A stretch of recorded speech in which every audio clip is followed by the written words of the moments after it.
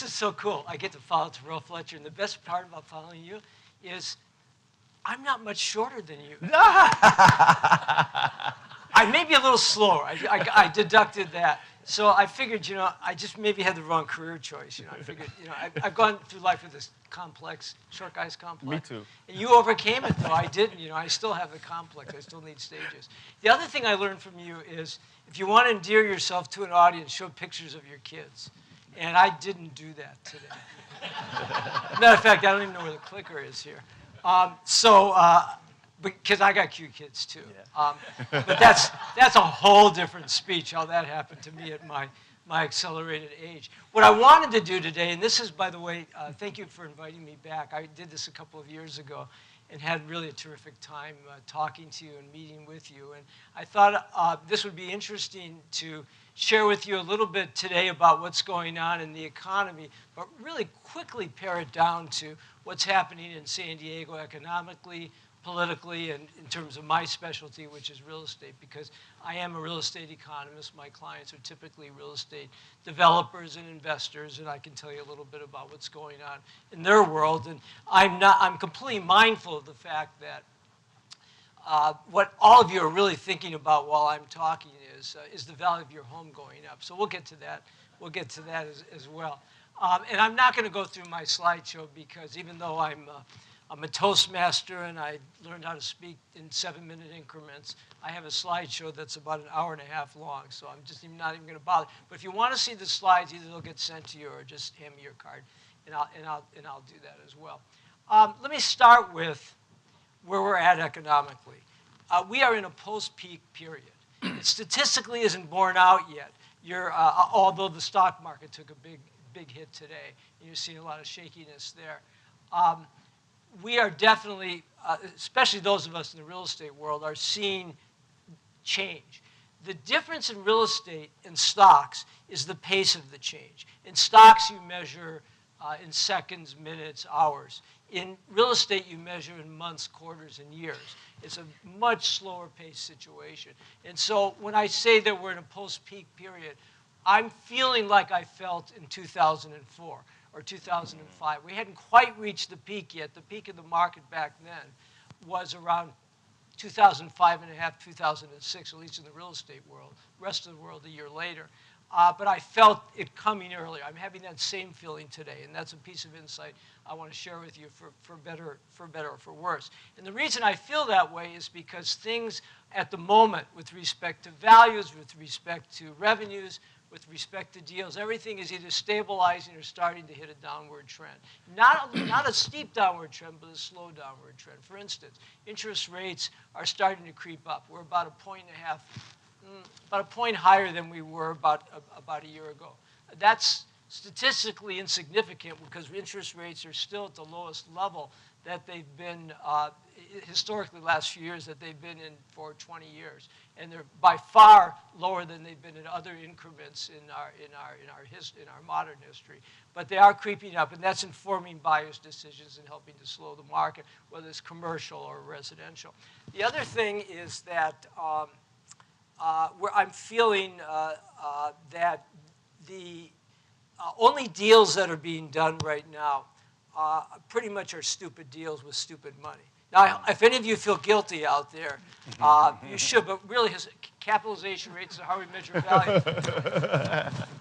are at an all-time low, which means that at the same level of risk, you're investing money for lower levels of return when we have low cap rates. And we're in a very low cap rate environment. So it's very difficult to see good deals happen. Now, we have been in a world since the post-recession period after 2007 where there were lots of good deals that were out there. And there was lots of money coming into the United States to fulfill the capital needs of certainly my sector and lots of other sectors.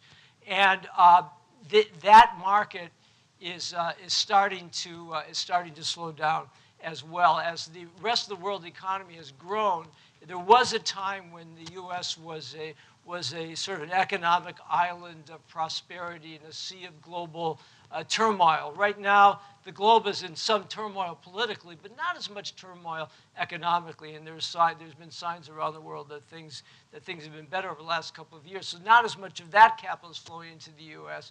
And that what has been informing much of the capital investment much of the real estate investment that we've seen over the past few years that has sort of fueled the growth in our markets. And certainly San Diego, which has grown at roughly the rate that it has always grown at 30 to 40,000 persons a year, and in the range of 20,000 jobs a year, has seen that prosperity. We remain a prosperous area. We remain a diversified area in terms of job categories, and we remain a very attractive area, obviously, culturally. And if nothing else, the weather's always good here. And with climate change, the weather's even getting better. You can actually swim in the ocean now without a wetsuit this summer, or at least so I'm told. I still didn't go in. But I will tell you that that right now, what is happening in terms of our regional economies, we too are at that transition stage, that sort of post-prosperity stage. The reason prices in real estate, particularly housing prices, have gone up so significantly over the last few years, and I know if you're anything like myself or my wife, we're still looking at our home value and what our neighbors sold their homes for the other day. We've seen these sort of annual double-digit increases in property values. Those property values are starting to flatten now. Moreover, what we're seeing certainly in the residential sector is a longer period of time, elongated period of time by which it takes to sell a house. We're seeing housing become more expensive because that slight interest rate increase has a dramatic effect in markets like ours, coastal markets, where the price of the house is so high. And prices of homes right now are at an average of $650,000 in San Diego, which doesn't seem like a lot because it measures the high and the low. But we're right up there with the highest price housing markets in the nation. But where we suffer as a region is that our median incomes, the space between our median income in this region and the cost of a house is wider than it is anywhere in the country. So as we see sort of strains in the economy, we're probably going to feel it in places like San Diego, where we have always had what we call the sunshine factor, which means that people come here either because they have a job or because they think they have prospects of taking a job, but they're willing to take it for less money because the quality of living is so high here, and that's really never changed. What is changing is this. To supply to the housing needs of a growing region at 30 to 40,000 persons a year, we really have to add in excess of 15,000 housing units in the marketplace. And last year was our high year over the whole post-recession period, and we only added just under 9,000 housing units, which means that over these years we've had these bid-ups in housing prices because we've had sort of an imbalance in supply and demand, which I would submit to you is perpetuated by circumstances, which I'm going to talk about in a moment, but it's perpetual. In other words, it's going to last forever because we never can get anymore to the kind of housing supply we need to meet demand. So no matter what sort of the recessionary or cyclical events there are going on in the economy, the kind that I just recited, we're always sort of in an upward curve. It just is a question of what the pace is. And I'm sort of an authority of cycles. I never tell anybody how old I am. I just say now I'm 5 economic cycles old. And you can sort of do the math. But that's actually a positive statement. It means that I survived all 5. So even if we sort of recess over the next couple of years, I would say that there's always prosperity at the other end because we have this sort of this perpetual state of supply and demand imbalance. But that creates issues in our marketplace. We recently finished the second study of 2 studies over a 4-year period, where we wanted to sort of define and understand the housing market and just define our economy in San Diego. And we surveyed businesses like yours, or at least the CEOs and the owners of those businesses. And what we discovered was that there is an irrefutable link between the growth and the prosperity of an economy and our housing needs and our housing desires. And we asked CEOs, what keeps you up at night? We asked it more artfully in the survey, but essentially that was the question. And their answer almost universally was our inability to find and retain talent. And that relates directly to housing prices. And what we've discovered was that in order to keep people here, to attract them, we have to figure out ways either to pay them more, or people have to commute from further distances to get to their house, to get to their place of employment. But there's some disconnects that are going on in our region right now. There's a disconnect between where people can afford to live and where the jobs are. The jobs are north. The housing that's somewhat affordable is in the central and southern parts of the region. There's a disconnect between the kinds of people that we need and the kinds of people that we have. One of the things that happened at the turn of the century was that even though we were growing at that same pace over these many decades, since really the 1960s, the kind of growth that we're experiencing has changed. It used to be back in the last century that most of our growth, in fact, over 70% of our growth was attributable to what we call net in-migration, more people moving in than moving out. That's related to jobs, that people think they're going to get jobs here. It's now flipped. After the turn of the century, it's flipped, and over the projection period, and I've got slides to sort of demonstrate all this stuff, we can expect that most of the growth is what we call natural increase, which means more people being born here than dying. And what that means is that, and by the way, with that, there's been a net migration of people leaving, particularly millennials, people that are sort of in their 25 or 20 to 38-year-old, you figure out if that's you. Those kind of people that cohort of people are sort of leaving more than they're coming in. And that's a danger point for San Diego as well. Well, we're in a situation right now regionally where we really don't know how to sort of solve this problem in terms of housing. We've got a state that's sort of participating in creating regulations, and there's going to be lots of new laws that are going to be proposed and probably passed at a higher rate than ever because now the Democrats have a supermajority and they're interested in housing, and they're going to start to try to overcome some of the obstacles that we have locally. But what we have is a situation where we can't squeeze enough housing in our region because people who live here don't want it. I have found that when I speak to groups, there's no constituency for housing, for adding more housing in neighborhoods in this region at all. Because once you're here and you've got your house, you don't want any neighbors. It doesn't matter whether you live in a beautiful place or in an ugly place in San Diego. You perceive it as beautiful, and you don't want any changes. And this is what sometimes is euphemistically called NIMBYism, and that's really what has guided sort of our political tides over the past few decades, and there's no sign of that changing. But what has happened is the state has started to come in and regulatorily told the cities that they've got to provide more housing. The problem is that regulatorily all they can really do is nibble along the edges, because most of the housing that we provided to accommodate the demand in the last century was large-scale housing, master plan communities. In fact, you're talking to the guy that did the feasibility studies, or I'm talking to you, I guess, that did the feasibility studies on every project in San Diego, almost every project in San Diego that begins with the word rancho. If you live in a rancho community, I did the numbers on it.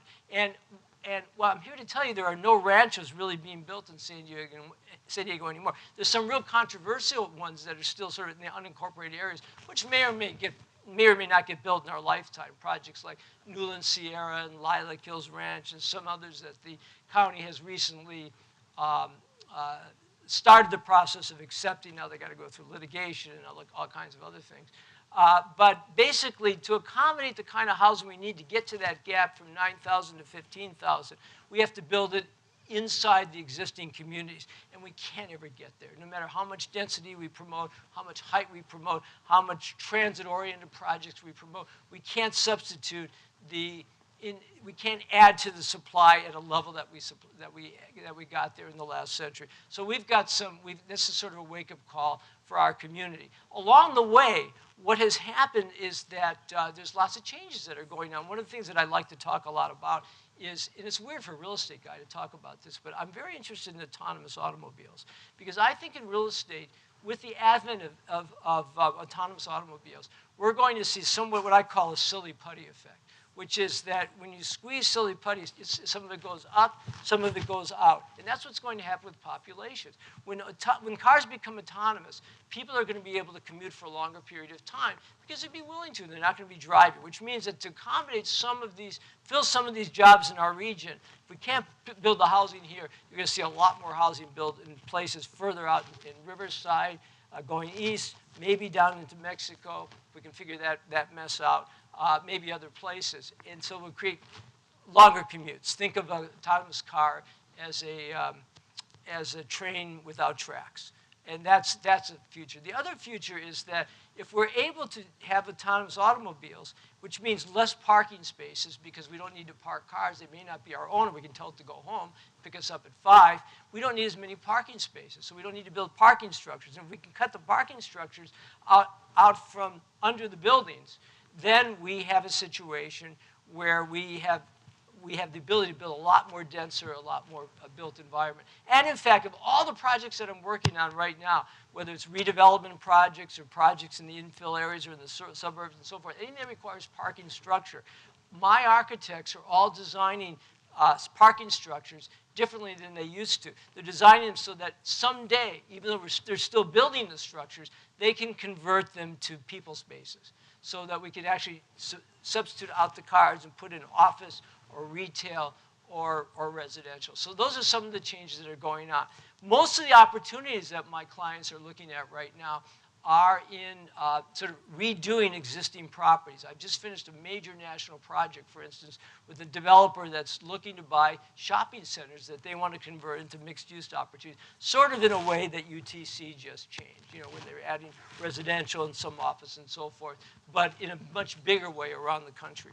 So we're seeing a lot of that because retail needs are compressing, as you know, competition on the internet and so forth. It's changing the bricks and mortars world. In the office environment, we're finding that unlike back in the 90s when we used to determine demand, a metric of 250 square feet per employee, we're now using 125 square feet per employee to measure. And that's not because people are getting smaller, not like Terrell and I. It's because we have sort of disintermediated all those extra people from our business environments, and because we have technology, and because we don't need to work in the offices as much. So all these kinds of changes are occurring in the real estate environment that are going to have a profound influence on our standard of living here in San Diego. So the future of San Diego is long-term good. Over the next couple of years, we're going to start to feel some economic winds that are going to change. And I don't know what's going to cause that. It could be high debt. It could be political uncertainty. It could be lots of things that we all read about that I could talk about for hours and hours. But I think that what you ought to really be doing is tighten your belts. Don't be investing heavily right now. Look for some downturns in values, even though you still may see some upturns over the short period. But over the next couple of years, look for some stabilization or downturns, and wait a couple of years and then start to think about investing again in real estate, because over the long term, San Diego is a pretty good place to invest and a pretty good place to live. And with that, thank you so much. Appreciate it.